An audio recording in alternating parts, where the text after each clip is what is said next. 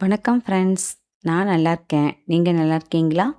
கோவிலுக்கு போனால் ஏன் சன்னதியை சுற்றி வரோம்னு தெரியுமா? இதற்கு பெயர் பிரதட்சணம். இறைவனை மையமாக வைத்து வாழ்க்கையை நடத்துவது என்று அர்த்தம். இது வெறும் பக்தி மட்டுமல்ல, இதன் பின்னே ஒரு அறிவியலும் ஒளிந்துள்ளது.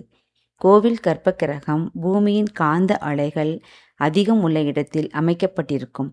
அதனால்தான் மெதுவாக சுற்றி வந்தா மன அமைதியும் ஆன்மீக ஆற்றலும் கிடைக்கும் என்று நம் முன்னோர் கூறினர்.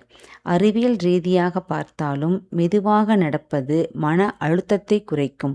மந்திர ஓசை, தீப ஒளி, தூப வாசனை இவை அனைத்தும் மனதை அமைதிப்படுத்தும்.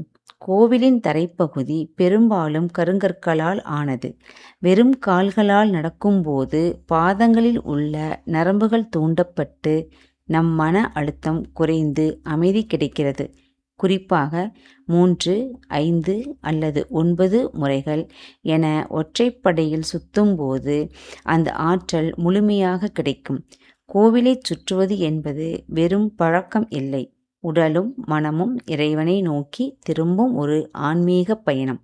அடுத்த முறை கோவிலுக்கு செல்லும்போது எந்திரத்தனமாக சுத்தாமல் இந்த நேர்மறை ஆற்றலை உணர்ந்து சுத்தி வாங்க.